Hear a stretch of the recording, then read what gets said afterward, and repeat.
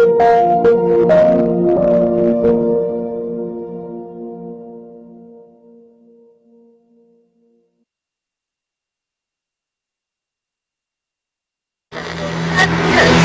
si Peñabots, que si pejes zombies, que si el yunque. Ay, que no te confundan. Conoce desde lo más básico hasta lo más complejo del entramado político en México. La política, desde una perspectiva joven, actual y objetiva.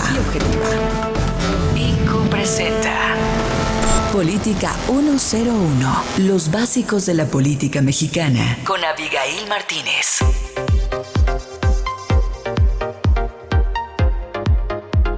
Bienvenidos a Política 101, yo soy Abigail Martínez y ya estoy de regreso para hablar de esos temas que todos queremos ignorar, pero que les juro que son muy importantes. Tenemos que entender los básicos de la política mexicana. Estoy aquí platicándoles desde la Torre Murano, en las oficinas de IOS en la Ciudad de México, a través de incu.mx, Comunicación Sin Límites. Esta semana, una semana muy movida para la vida política del país, con 6 temas muy importantes. El primero, contestar, ¿estamos en bancarrota? Nuestro nuevo presidente dice que sí, un tema que vale la pena debatir. El segundo, grito en el cielo porque los morenistas secuestran la cuenta de Twitter del Senado. ¿Es tan grave como algunos dicen? Tercero, voto por voto en Puebla. Sí se les hizo levantar dudas sobre uno de los procesos electorales y pues Morena tiene otro chance a lo mejor de encontrar ahí irregularidades y regresar a su candidato.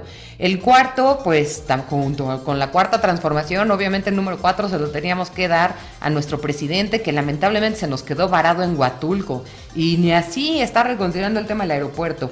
El quinto tema, el regreso del sindicalismo. Esta semana nos dan una sorpresa en el Congreso con un tema pues bastante álgido con los empresarios. Vamos a platicar un poquito más de eso.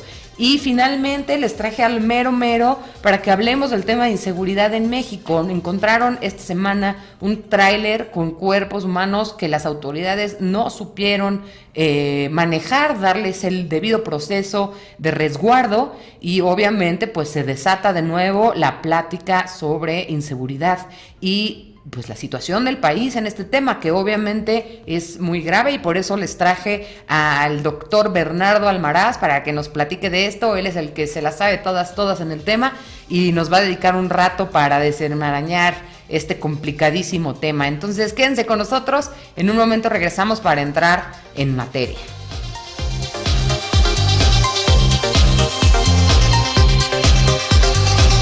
Bueno, regresando con nuestro primer tema de la semana. Nuestro presidente ya inició una gira del agradecimiento, va a visitar todas las entidades de la República para darle las gracias a los votantes que lo favorecieron con su voto y obviamente, como es un experto en echarse frases controversiales, este viaje no puede hacer la excepción y se para en Nayarit a decir que el país está enfrentando problemas muy graves, tanto en términos de seguridad como en términos de desigualdad y pobreza, y por ahí suelta la frase de que este país está en bancarrota y que por eso no va a poder cumplir con todas las demandas, todo lo que se está pidiendo, pero garantiza que va a cumplir con las promesas de campaña. Entonces, obviamente, pues todo el mundo brincó. Es verdad que sí había estado dando un contexto de que pues la situación del país enfrenta problemas muy graves y creo que la bancarrota se trataba de referir pues a esta gravedad del problema y no como una bancarrota financiera, que técnicamente es cuando ya no tienes dinero ni para pagar tus deudas, ¿no? Cuando en serio ya estás en quiebra, vamos.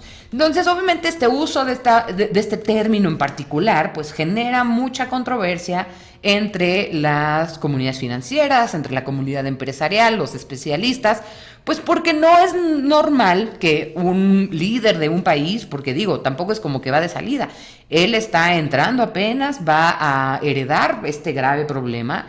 Y se da un cambio en el discurso cuando unas semanas atrás, cuando estábamos en la transición de terciopelo, él acepta que está recibiendo un país en buenas condiciones y ahora en su primer discurso nos habla de una bancarrota, lo cual pues obviamente para muchos fue exagerado.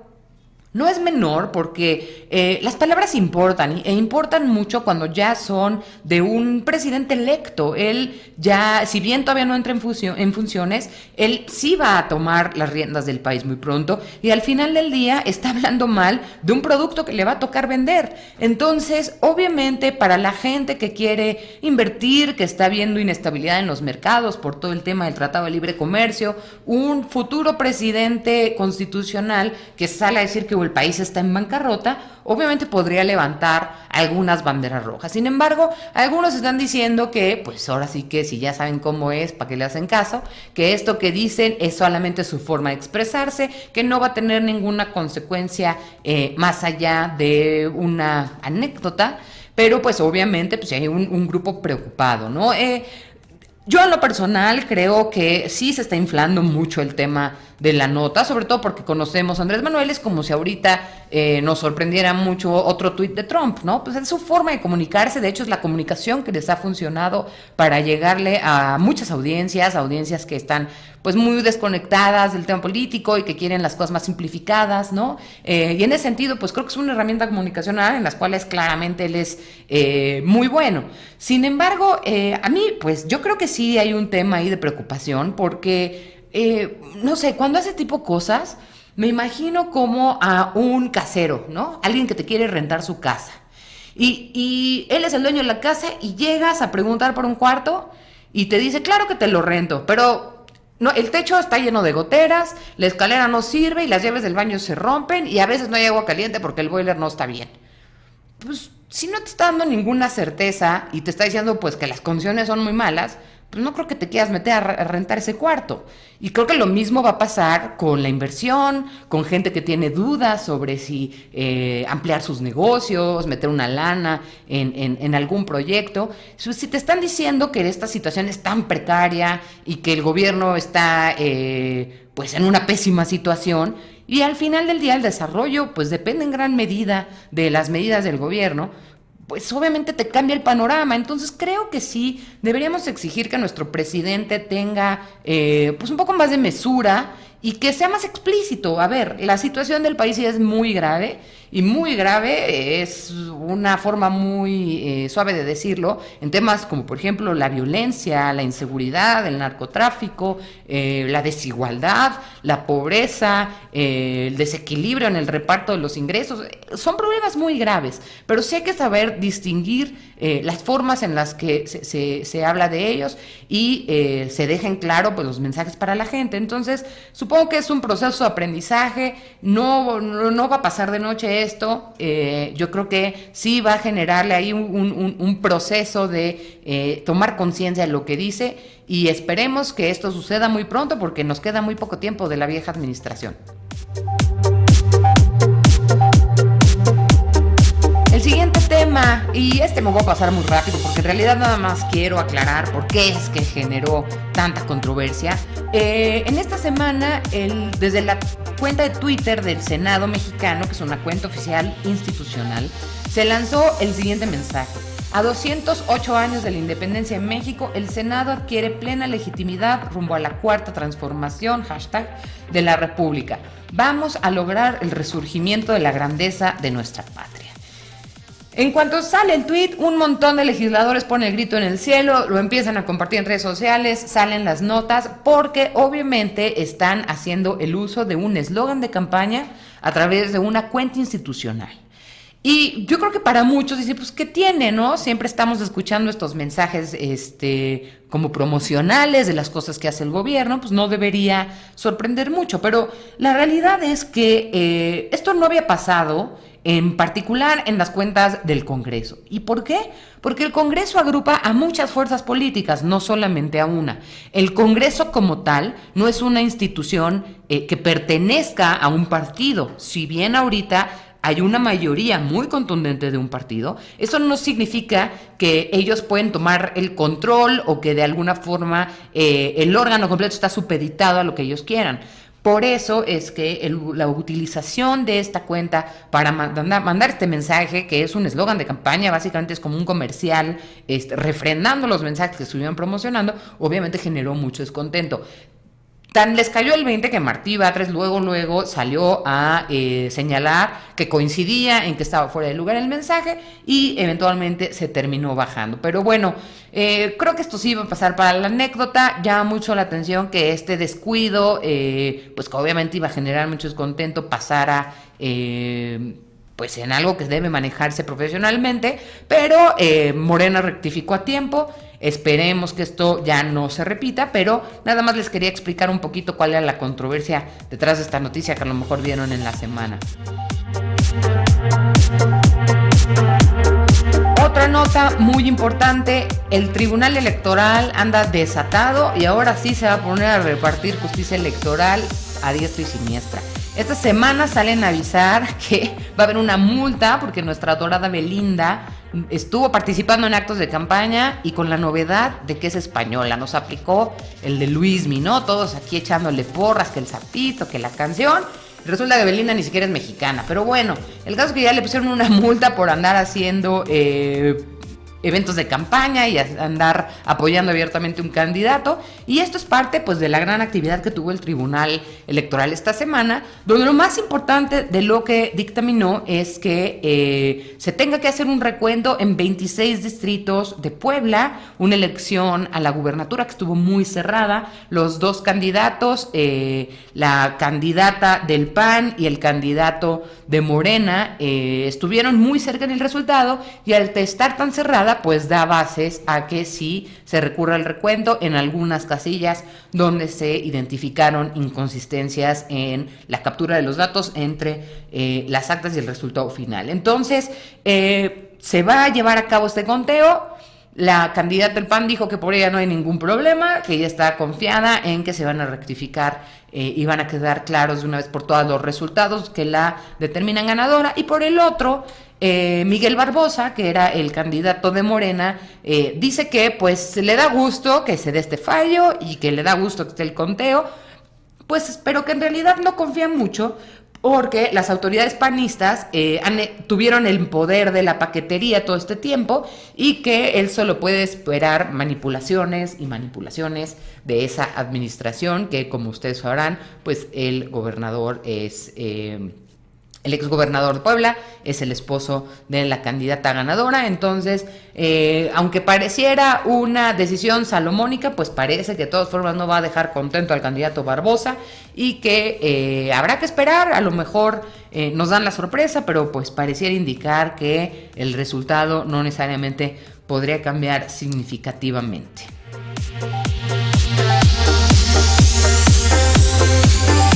La otra nota muy importante para esta semana es que pues pasó lo inevitable. Nuestro presidente electo se quedó varado en Huatulco 5 horas porque su avión no podía despegar, ya que no había condiciones para que aterrizara en la Ciudad de México después de dicho vuelo. Se supone que el vuelo salía a las 5:20 de la tarde y terminó saliendo hasta las 10:15 de la noche. Entonces esto significó que nuestro presidente electo se quedara pues básicamente 5 horas esperando poder salir, y se tuvo que quedar en el avión con un montón de personas, con los periodistas de La Fuente que lo siguen, y pues la pregunta obligada, dadas las condiciones pues que se dieron por el tema de la incapacidad del aeropuerto de recibir el vuelo, pues obviamente le preguntaron que si esto no cambiaba su opinión, ¿no? A lo mejor, y ya viendo que le va a pasar, y le va a pasar mucho porque el aeropuerto ya está saturadísimo, ya no tiene la capacidad suficiente para poder dar el servicio de forma adecuada y sin retrasos y sin modificaciones a los itinerarios. Pues él sigue montado en que no va a subirse al avión presidencial, número 1, y que el tema del aeropuerto, pues él no sabía si era por incapacidad del aeropuerto o por nada más por el tema del clima, pero que eso no importa, la consulta seguirá en pie, seguiremos esperando a ver cuál es el resultado de esta decisión con respecto a un proyecto pues muy importante para la Ciudad de México. Hoy en la mañana su asesor José María Reobó dio una entrevista en la que él sigue afirmando que la opción de Santa Lucía es viable, aun cuando no han tenido acceso a Santa Lucía para poder hacer cálculos más precisos y hacer una propuesta concreta, Pero pues entonces creo que todavía faltará tiempo para que tengamos más información de ambos proyectos y de las características que va a tener esta consulta. Entonces, pues la coyuntura claramente le sigue pegando a Andrés Manuel. Yo me pregunto qué va a pasar. Ahorita está de luna de miel y todo el mundo está muy contento de compartir vuelos con él. ¿Qué va a pasar dentro de 4 años? ¿Qué va a pasar dentro de 5 años? ¿Seguirá manteniendo esta política del uso de vuelos comerciales? ¿Seguirá llegando tarde y decir, pues no llegué?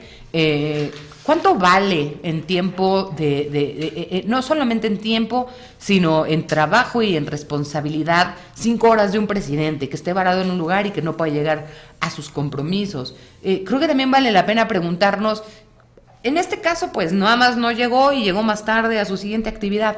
¿Qué pasaría en caso de un siniestro, de una tragedia, una inundación, condiciones que le impidan llegar?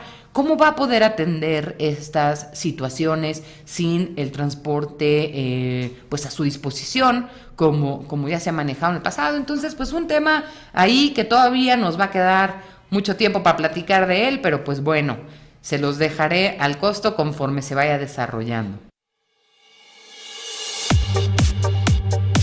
Antes de irnos a nuestro tema principal en la entrevista, nada más una nota también muy importante de la actividad legislativa en el Senado. Esta semana se ratificó el convenio 98 con la Organización Mundial Internacional del Trabajo, en el cual básicamente se habla sobre los derechos a sindicalizarse de los trabajadores. Esto no es una novedad, en México siempre existió ese derecho, pero este convenio en particular pues habla del derecho como tal, de que las actividades sindicales se deben hacer libres de injerencia de los empleadores, que no debe haber ningún tipo de represalia por el trabajo sindical que se haga fuera o dentro del trabajo, si es con consentimiento del patrón, y también abre la puerta al multisindicalismo. ¿Qué significa esto? Pues que puede haber diferentes sindicatos en la misma empresa y que todos tendrán que ser reconocidos por los patrones. Pues esto en la teoría suena muy bonito y muy bien, pero el problema, y lo señaló el Consejo Coordinador Empresarial esta semana a través de un comunicado,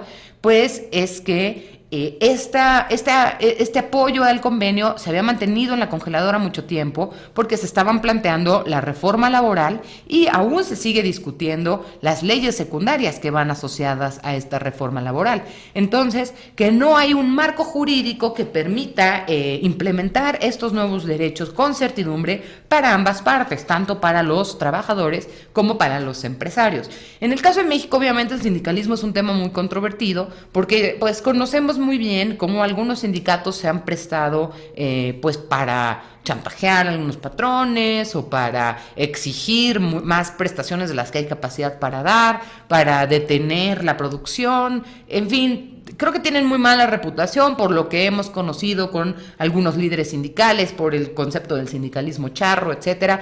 Aunque en realidad pues los sindicatos son un instrumento que logró muchas conquistas para los trabajadores hoy en día. Entonces creo que está mal satanizar tanto a los patrones como a los sindicatos y a los trabajadores, pero obviamente pues son cambios tan importantes que sería bueno tener el consenso de más partes a lo negociar. También lo que llamó mucho la atención de este proceso es que el martes lo saca de la congeladora nuestro famosísimo, adorado, precioso Napito, y aunque todavía no hay una comisión que pudiera dictaminar este tema de forma especializada, se le da proceso y termina siendo aprobado el día jueves, aún después de que el Consejo Coordinador Empresarial expresara su rechazo a la medida. Entonces, pues aquí varias cosas. Uno, pues un proceso express que no va a ser tan raro en el Congreso. Morena tiene la capacidad de pasar lo que quiera muy rápido.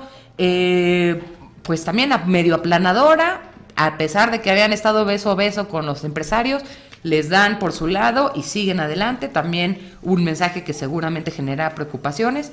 Y pues Morena así, aplicando su mayoría y generando cambios con temas muy delicados que pues estará por verse cómo es que se desarrollan. En fin, para ya cerrar nuestra última nota, el tema del tráiler de cuerpos encontrados en Jalisco. Esta semana, vecinos de un área reportan una caja de refrigeración que pues despide un olor fétido. Se descubre que son 157 cuerpos que están en un refrigerador pues industrial que se había estado reubicando en diferentes zonas del estado y que corresponden a los cuerpos de gente víctima de la violencia en la entidad, que ha crecido de forma muy importante y que se debe a la incapacidad de infraestructura para el resguardo de los cuerpos no identificados. Entonces, obviamente, un tema que recrudece de por sí ya la situación, que nos devuelve otra vez la luz al tema de la inseguridad, a la discusión política nacional. Y pues como es un tema muy delicado, con muchas aristas, invité al mero, al doctor Bernardo Almaraz, a que nos platique más de eso. Y vamos a entrar de lleno a este tema en cuanto regresemos de nuestra siguiente pausa. Quédense con nosotros.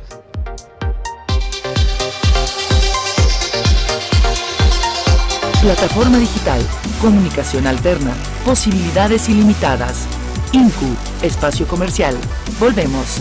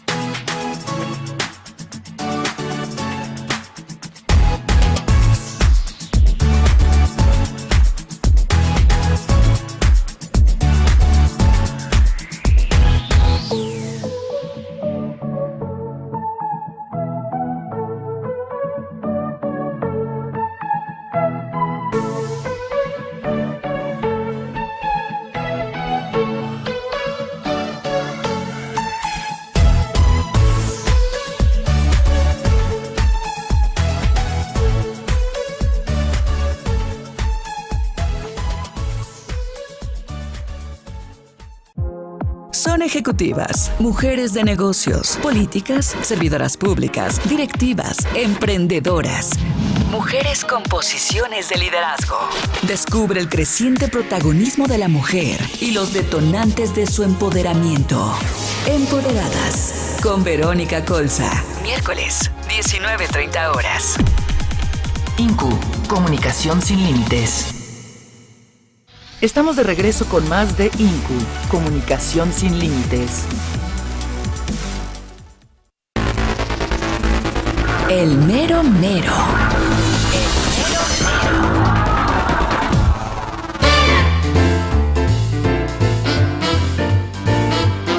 Bueno, pues ya estamos de regreso y como les prometí, vamos a hablar de este tema, esta nota tan difícil de abordar, de la cual ya les di un pequeño preámbulo, pero vamos a platicar con el mero mero del tema de seguridad.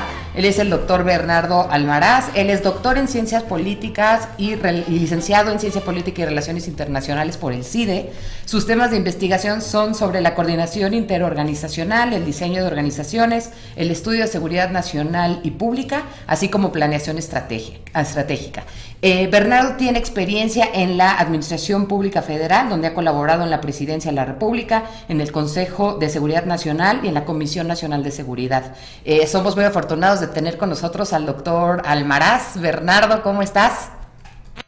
Hola, querida David, ¿cómo estás? Muy buenas tardes, qué gusto estar aquí contigo, un placer. Igualmente, el honor es todo nuestro, qué maravilla que ya tenemos otro CIDEíta especializado en temas de seguridad.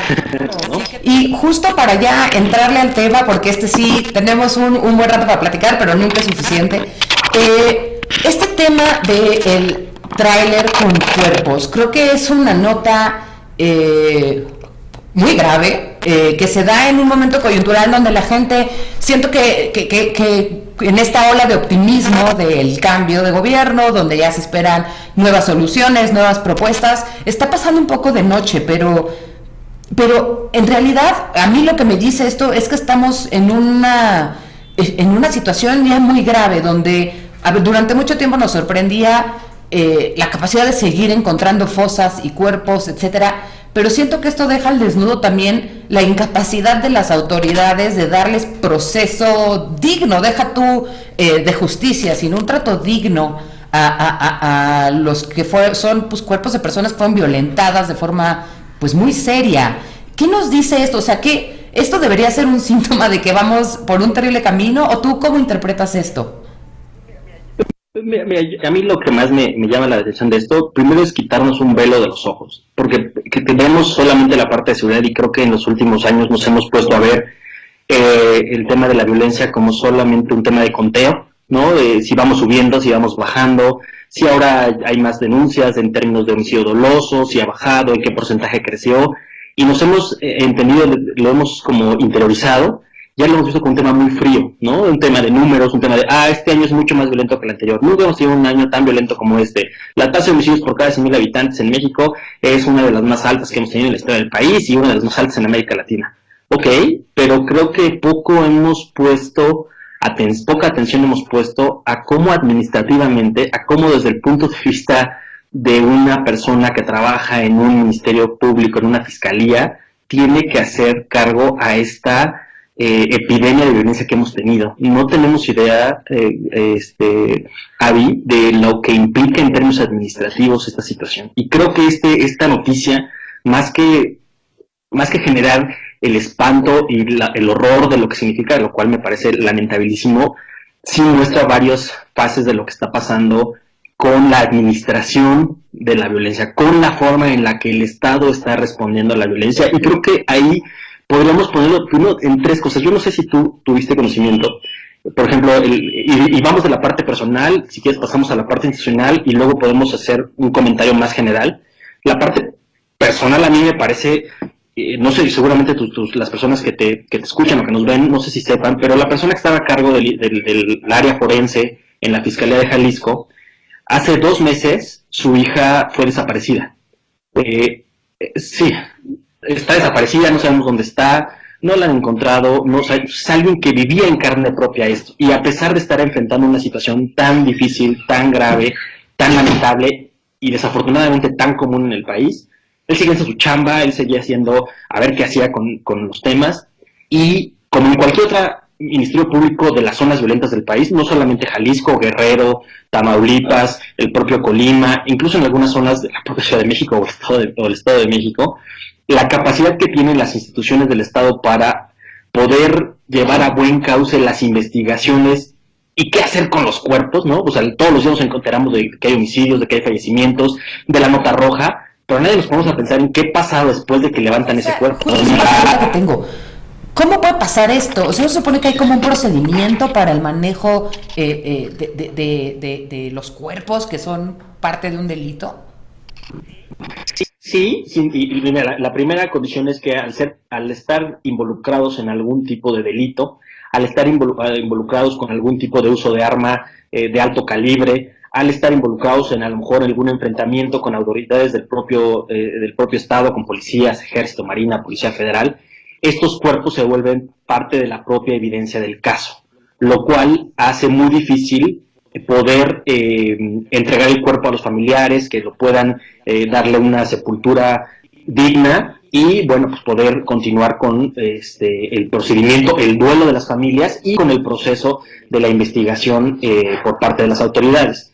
Eso por una parte. Y por otra, también es una realidad que muchos de estos cuerpos, y lo que pasaba con estos cuerpos de este tráiler, hasta donde podemos entender por parte de las autoridades, es que eran cuerpos que no estaban reclamados. Incluso había cuerpos que tenían 2 años que no eran reclamados por sus familiares, lo cual también provoca una complejidad enorme para la dependencia poder saber qué hacer con ellos, ¿no? Entonces esto lo que provocó en esta área de la Fiscalía de Jalisco fue que, pues de qué manera ya no les cabían en los lugares que no, en las morgues que ellos tienen, ya no había cupo para tantos cuerpos, porque seguramente tú lo sabes y sobre todo también, o por lo menos habrán dado cuenta en términos de medios, Jalisco vive una ola de violencia muy fuerte por la violencia que se ha desatado por el cártel Jalisco Nueva Generación en esa entidad y en los límites con Michoacán, con Colima y con Guanajuato. Lo cual ha crecido exponencialmente la violencia en esa entidad. Entonces, sumémosle una poca capacidad estatal, sí una grave ola de violencia, pero también una imposibilidad legal para procesar, déjame usar esa palabra un poco fea, pero sí hay que usarla, procesar estos cuerpos, ¿no? ¿Dónde los dejamos? ¿A quién se los entregamos? No se pueden ir a una fosa común porque si después el proceso no está cerrado, entonces podrían exigir que se volvieran a exhumar esos cuerpos. Entonces trae muchas connotaciones y cada particularidad de estos casos, cada uno de estos cuerpos representa una historia de violencia, una historia de víctimas que están padeciendo el azote de la criminalidad y la violencia en este país. Entiendo esta parte a lo mejor de querer recuperar algunos cuerpos para evidencia, etcétera. Pero pues me parece que por las condiciones en las que fue hallado, ya había un tema de putrefacción terrible. No hubiera sido, a ver, si de todas formas, yo me imagino que en esas condiciones ya es muy difícil recuperar evidencia de todas formas.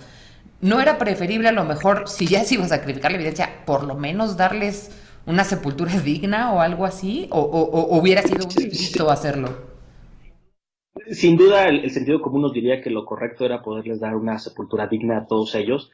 Sin embargo, legalmente eso metería un embrollo fuerte a quien hubiera tomado esa decisión burocrática, si la quieres ver así, porque se estaría desapareciendo evidencia. Entonces eso sí generaría un delito real para la persona que lo está haciendo, porque estaría excediendo cualquiera de sus facultades determinadas para el manejo de la seguridad. Pero ¿Se puede recuperar evidencia todavía? Mira, bueno, no sé si de la calidad que necesitarías, eso creo que es el punto, no de la calidad que necesitarías, pero sí por lo menos para el tema de la recuperación de los familiares. Hasta donde tengo entendido, no quisiera yo mentirte, pero la ley establece alrededor una fecha de 2 años a partir de que desaparece una persona o a partir de que el Estado ve un cuerpo y nadie lo reclama.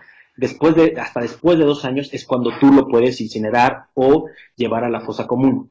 Entonces, sí, y estos 2 años han coincidido que ha sido una ola muy grave de violencia en Jalisco, y bueno, pues sí tienen en un embrollo muy grave al ahora, siendo muy, muy claros, resulta sorprendente que posterior a la destitución de este titular del área forense de la Fiscalía, posterior a la destitución del fiscal de Jalisco, viene una afirmación por parte del gobernador del estado, donde afirma que ahora sí van a construir un espacio digno para poder guardar y mantener los cuerpos en un estado medianamente óptimo para poder seguir conservando evidencia y para evitar que sucedan este tipo de inhumanidades, si me permites. Ahogado el niño tapan el pozo, ¿no? Sí, ahora, pero bueno, lo mismo, ¿sabes? Creo que esto es mucho de lo que no vemos. También, perdón que te lo diga, pero creo que nadie estaba volteando a ver estos cuerpos, o muy pocos se preocupaban de estos cuerpos. Como nadie los reclama, como nadie los ve, pues para la fiscalía, y no puede deshacerse de ellos, no los puede llevar a una fosa común, pues lo más, no sé si lo más fácil para ellos quizá, no quiero decir que la decisión haya sido fácil, pero fue ¿dónde los ponemos? Rentaron uno de estos espacios frigoríficos que por más capacidad que tengan no tienen las condiciones para poder mantener un cuerpo sin que se siga descomponiendo. Y no sé si tú sabes esta parte de la historia, este camión fue recorriendo varias zonas de la ciudad. Porque... Es que todo es indigno, todos los pasos fueron muy indignos, pero, ok, y esto nos levanta otras preguntas obligadas, ¿no? O sea, todos estos números que hemos estado viendo, las fosas que se están encontrando, esos cuerpos, ¿cómo estarán siendo procesados? Nos vamos a encontrar con otro evento así desafortunado o incluso el mal manejo de la evidencia. Ves que la verdad es que te quedan muchas dudas, ¿no? No, y hacia dónde vas, e insisto un poco a mi punto original, la complejidad de de esta situación, de estos temas, de estas cosas. Digo, creo que llevamos mucho tiempo viéndolo por encimita, sin vernos realmente dado a la tarea de fortalecer las capacidades institucionales necesarias para poder procesar esta situación.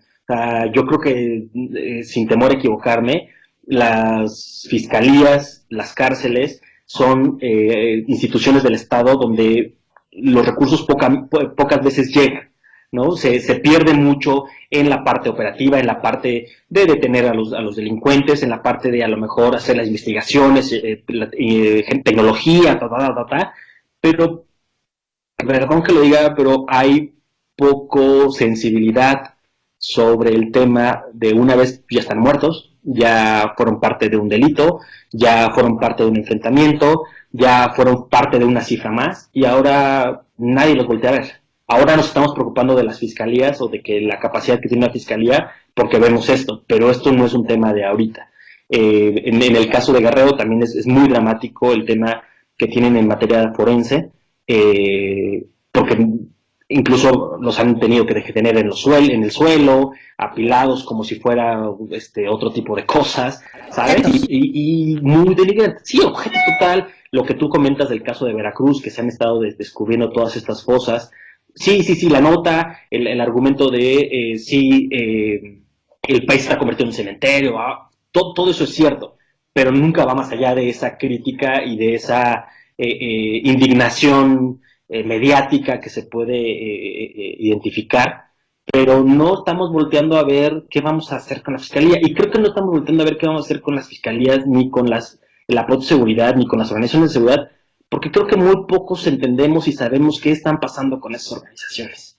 Son malos y usan la fuerza en exceso, si siempre tendrán dificultades para hacer su chamba y nunca darán buenos resultados también, pero ¿cuándo nos vamos a empezar a preocupar de lo que está pasando con estos muertos? En América Latina, pero nada más igual hacerte rápido ahí el comentario, esto tiene una mayor capacidad para tratar con temas forenses por los casos fuertes de las guerras sucias, ¿no? Durante los 70s, 80s.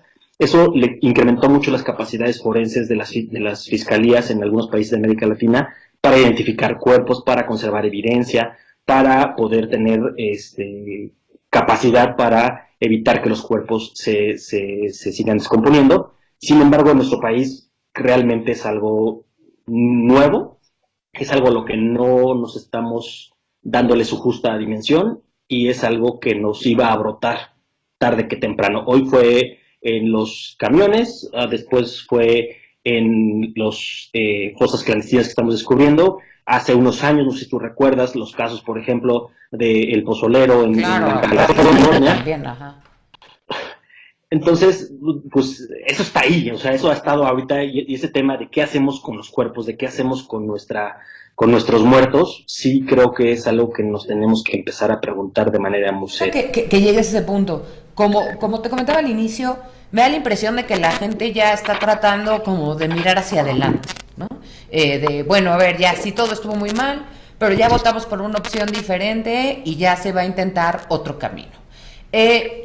A mí siempre me ha preocupado ese tema en particular desde la campaña, porque a mí me parece que se está viendo todavía como muy por encima. Seguimos en el tema de si fue el Estado, ¿no? La militarización, se trataron de meter estos nuevos temas como la amnistía, por ejemplo, pero a mí me sigue pareciendo insuficiente. Como tú mencionas, me parece que es un tema más profundo. ¿Tú cómo ves? ¿Esta percepción tiene algo de cierto o sí tiene muchas cosas buenas o otras no tanto? ¿Tú qué opinas del rumbo que estamos viendo que está tomando la que va a ser la nueva administración? A mí me parece que lo más grave de lo que está sucediendo en estos temas, sobre todo en temas de seguridad, tiene que ver con no reconocer que a partir del 1 de diciembre, más allá de que cambie la Secretaría, de que se cree una Secretaría de Seguridad, de que le quites a Segovia, que tenga los temas administrativos, de que venga una ola de esperanza, de que haya una ola de optimismo que es natural y que se espera en cualquier sistema democrático y es natural e inherente a él, de que no sean conscientes de que a partir del 1 de diciembre, en las calles, quienes van a ser los mismos policías que hoy están en la calle. Que a partir del 1 de diciembre, los integrantes del ejército que van a estar siguiendo, haciendo presencia en algunas zonas del país, van a ser los mismos que hoy lo están haciendo. Que los integrantes de la Policía Federal que van a estar haciendo presencia en algunas de las zonas más complicadas del país van a ser los mismos que hoy están en las calles. Que la gente que está trabajando en las fiscalías y que está encargándose de qué hacer con nuestros muertos van a ser los mismos que están ahorita. Entonces, si me lo pones en esos términos, nuestras herramientas, el capital humano que tenemos para atender el tema de seguridad, el 1 de diciembre va a ser el mismo que tenemos hoy, 21 de septiembre. Y eso no va a cambiar, y creo que en eso no hemos sido conscientes. Y que cada vez que ha habido una denigración, un golpeteo a las propias organizaciones de seguridad, pues se les ha olvidado que son las mismas organizaciones con las cuales van a tener que empezar a trabajar a partir de diciembre. Y creo que ahí es donde siento yo que está, en este primer momento, quizá la mayor angustia y preocupación de quienes vemos y analizamos estos temas de seguridad. ¿En qué sí nos deberíamos estar fijando o qué, como ciudadanos, qué deberíamos estar exigiendo? Mira, te voy a poner un caso que yo creo que es bien importante en términos de fiscalía. La fiscalía tiene alrededor, más o menos, 10,000 elementos siendo operativos, ¿no? Dentro de los cuales algunos son pues expertos en balística, expertos en detenciones, expertos jurídicos, pero si nos vamos al tema, regresando al tema original, por ejemplo, en tema de análisis forense, yo te puedo asegurar que los especialistas que tenemos en esta materia no deben de ser más allá del 5% del total de los elementos que tiene la Fiscalía a nivel nacional, y debe ser más o menos el mismo tema a nivel estatal. Yo no he visto a nadie pronunciándose en términos de cómo vamos a mejorar esas capacidades de estas instituciones encargadas de ver estos temas, en primer lugar. En segundo, creo que nadie nos hemos vuelto a poner a pensar en qué efectos inesperados ha tenido el sistema de justicia penal acusatoria. Todos lo apoyamos, todos lo respaldamos, todos dijimos que era una buena opción, avanzó, pero hace mucho que dejamos de voltear a ver qué está pasando con ese tema y qué efectos inesperados se han generado en esta condición, como es el hecho de que muchos delincuentes, primodelincuentes, gente violenta que en términos del debido proceso no tenía, tuvo opciones para poder salir libre y hoy está en la cárcel. No sabemos cuántos, no sabemos dónde, no sabemos de qué peligrosidad, no sabemos de qué alcance. Tres, creo que el tema, y que también creo que no se está poniendo atención y no estamos exigiendo, es cómo vamos a detener la violencia. Este tema y esta gran frase generada en la campaña, que seguramente tú la tienes registrada, de abrazos, no balazos, becarios sí, sicarios no, perdón, pero eso no va a detener la violencia. Eso no va a detener casos como los que hemos estado viendo en los últimos años y que se van a seguir replicando y que se van a seguir ampliando porque los criminales, conforme los alcanzas tú, ellos empiezan a buscar nuevas condiciones para que no los detectes, ¿no? Antes les encantaba, y si te recuerdas tú, hacia 2005, 2006, 2007, la primera, entre el 2005 y 2010 era lo más obvio en términos de violencia, era violencia explícita. Verlos en puentes, verlos fuera de casas, verlos en muchos lugares públicos, en el propio Jalisco, no sé si tú lo recordarás, en los famosos, hay una avenida muy famosa ahí en Jalisco, no recuerdo el nombre, pero se dejaron un montón de cuerpos también ahí expuestos, colgados, una situación ahí muy, muy grave, pero que lo que decíamos al principio, todos estos cuerpos que dejaron ahí, al final del día fueron evidencia y permitieron ir acercándose a ciertos delincuentes. Y se dieron cuenta que ellos mismos estaban dejando la propia evidencia, el propio rastro, para que los detuvieran. Y en algunos casos fue exitoso y los empezaron a detener. Pero entonces la lógica delictiva, la lógica criminal es, pues ahora voy a hacerlo de otra manera, ¿no? Entonces ahora los voy a desaparecer. ¿Para qué? Para que no quede evidencia y no haya posibilidades de que me atrapen, ¿no? Que no haya posibilidades de que me encuentren. Y empezamos a encontrar un montón de casos indescriptibles y completamente inhumanos durante los últimos otros 5 años, donde esa tendencia es claramente a tratar de borrar cualquier evidencia. Por eso la lógica de la desaparición, por eso la lógica de las fosas clandestinas, por eso la expresión de violencia reflejada en términos de borrar del mapa incluso la existencia de seres humanos, de mexicanos, que como nosotros han sufrido las consecuencias de la violencia desatada por las propias organizaciones criminales, que creo que ahí sería mi último punto para poner, que quizá la nueva administración debería también reflexionar sobre que esta violencia tiene su origen, en la mayor parte, en la actividad y accionar de las organizaciones de la delincuencia. Sí, y esa es otra pregunta que te quería hacer. A mí me parece que la nueva administración trae este discurso de que la gente está metida en el crimen organizado y está cometiendo estos actos terribles porque es pobre y porque no tiene oportunidades. Y que en la medida en que se arregle el desarrollo económico se va a solucionar este tema. ¿Tú qué opinas de este discurso, de esta narrativa? A mí me parece que como discurso político, como propaganda, es muy buen mecanismo, porque es muy sencillo y es muy fácil para que todos lo entendamos. Sin embargo, ya cuando empezamos a desmenuzarlo y lo empezamos a analizar fríamente, nos damos cuenta que primero es criminalizar la violencia, y lo cual me parece que es bastante lamentable. Porque, sí, criminalizar la pobreza, o sea, la estás criminalizando, que porque eres pobre entonces tienes más condiciones a participar en estas cosas. Primero que nada, y creo que es la evidencia derrumba eso, en Yucatán, que no es precisamente quizá una de las entidades más prósperas y con mayor ingreso per cápita en todo el país, tiene los menores índices de violencia. Y ahí obedece a muchas otras razones, o sea, es a lo que quiero ir. O sea, estamos simplificando hasta el absurdo las razones y las formas en las cuales la violencia se ha venido incrustando en nuestro país. Eso por una parte. Segunda parte, me parece que esta lógica de apostar y pensar que todo es prevención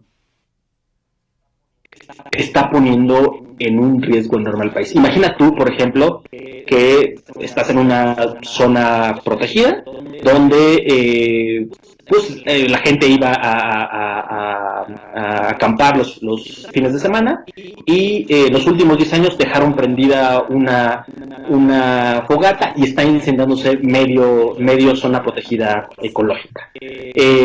Si nos ponemos a decir, claro, está quemándose, pero hay que pensar en la prevención. Entonces vamos a ver a las personas que van llegando a la zona ambiental para decirles, oigan, tengan cuidado, no dejen colillas, apaguen sus fogatas, que no se incendien, sean cuidadosos. Probablemente va a ayudar, pero eso no va a apagar el incendio que está quemando y que se está consumiendo a toda la zona ecológica protegida. Y creo que pegando pósters de que no empiecen incendios. Exacto. O sea, creo que ese es el problema al que nos estamos enfrentando con eso. Sí, sin duda la prevención es súper importante, es fundamental, es necesaria y es un elemento muy importante para esto, pero la violencia está siendo mucho más compleja. La violencia que sucede en Guerrero no es la misma violencia que encontramos en Guanajuato. Guanajuato, por ejemplo, es uno de los estados con mayor crecimiento y con mayor PIB per cápita en los últimos 15 años. Y resulta que hoy es el epicentro de la violencia. Entonces no es un tema de pobreza, no es un tema de que no hay opciones. Guanajuato es uno de los estados con mayor capacidad de generación de empleos también en los últimos años y está enfrentando esta condición de pobreza, de violencia. Ergo, no necesariamente es la pobreza y no es la falta de oportunidades lo que está generando las condiciones de violencia que hoy están enfrentando. Nos quedan 5 minutos y me gustaría que nos enfocáramos, no, si este enfoque a lo mejor no es el adecuado. Y es una pregunta muy difícil, por eso busqué a alguien con doctorado y especialista en seguridad. ¿Cómo sí? ¿Dónde está la cabeza y dónde están los pies de estos? Yo a veces cuando pienso en este programa siento que es tan abrumador y tan grande y tan serio que es como, ¿no? Como el cuarto que no quieres arreglar y que ya mejor lo cierras y ahí lo dejas y no quieres pensar en él. ¿Cómo sí empezamos? ¿Por dónde? ¿Sabes cómo sí creo que podemos empezar? Sin duda, y creo que es el primer paso y es fundamental para que una estrategia de seguridad funcione, es reconocer el problema. Es reconocer la gravedad del problema en el que estamos metidos, es reconocer que nuestra capacidad institucional ha sido poco efectiva, no solo a nivel federal, cualquier entidad, y esto es una corresponsabilidad no solamente, sí, fundamentalmente las autoridades, pero también nosotros como sociedad. Al demandar mejores instituciones, todo esto que se ha hecho, que se habla y se platica mucho de la demanda, de la presión social, sí, pero os ha hecho falta meternos mucho más en qué está pasando en términos de seguridad y por qué estamos en esta condición en la que hoy nos enfrentamos. Sin duda, una de las primeras cosas que en el estudio de políticas públicas nos machacan hasta el cansancio es ¿cómo defines el problema? ¿Cuál es el problema que quieres resolver? Yo hoy no tengo claro cuál es el problema que se quiere resolver en materia de seguridad. Queremos resolver todo, no se va a poder. Pero tampoco identifico prioridades ni claridades en torno a qué se va a hacer. Esta idea también, que es decir, no, solo vamos a enfocarnos en los estados, en los lugares o en las zonas con mayor incidencia de violencia. ¿Ok?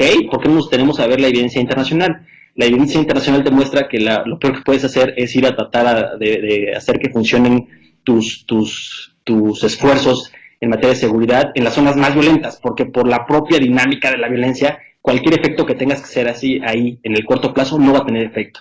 Quizá deberíamos estar poniendo atención a las zonas donde hay mediana incidencia de violencia o mediana inseguridad, y ahí empezar a ver qué sí funciona, porque en la medida en la que empiezas a generar un efecto de que sí se puede contrarrestar el efecto de la violencia y la inseguridad, en algunos lugares donde el éxito llame a que los demás voltemos a replicar algún tipo de ejercicios, creo que podemos empezar a hacerlo.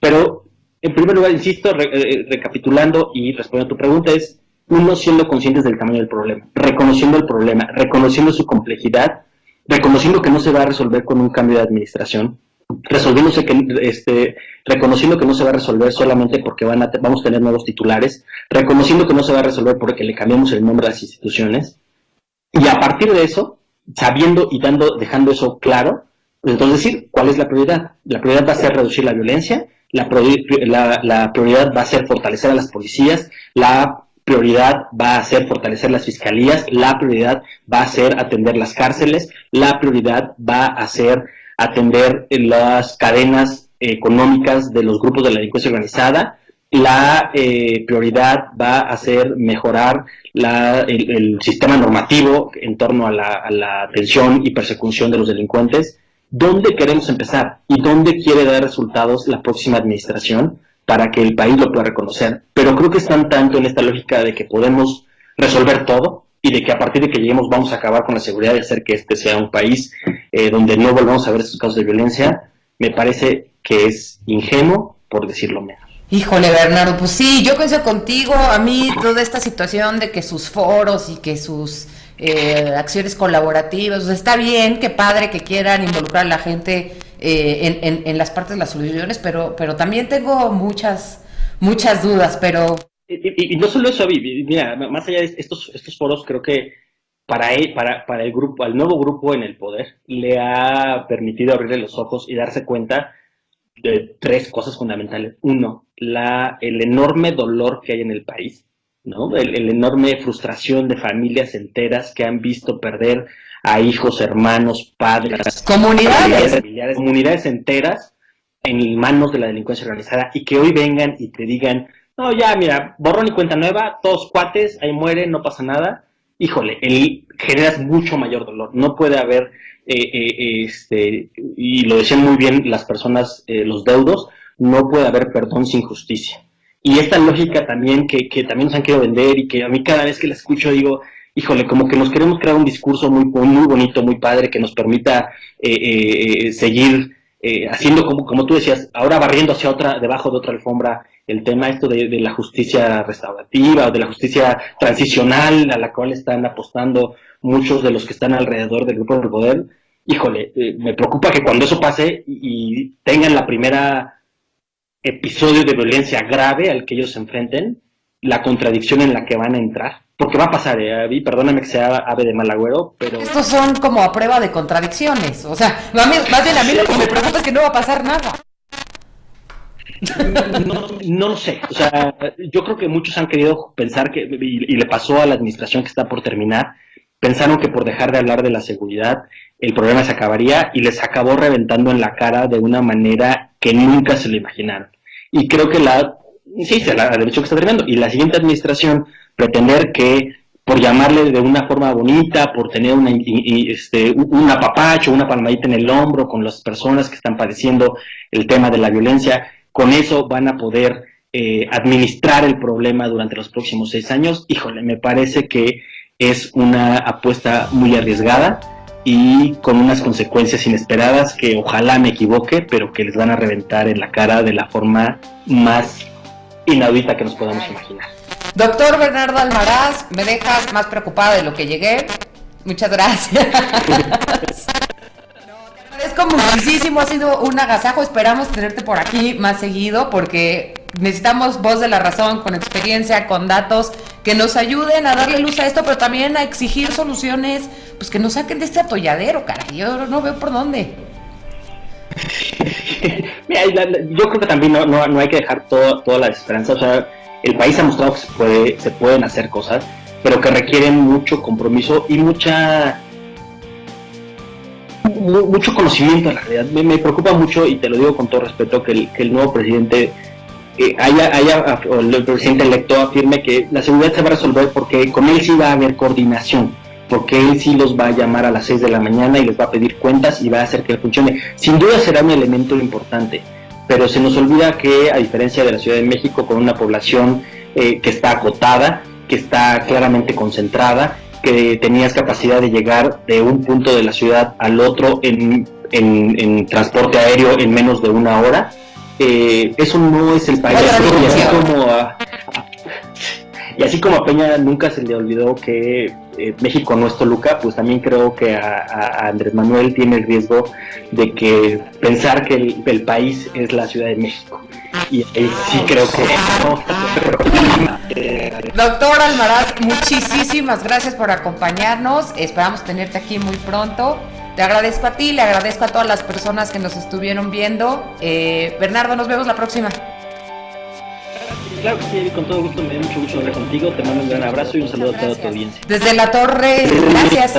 Desde la torre Murano en IOS Offices, me despido de ustedes. Esto fue Política 101 y nos vemos la próxima semana.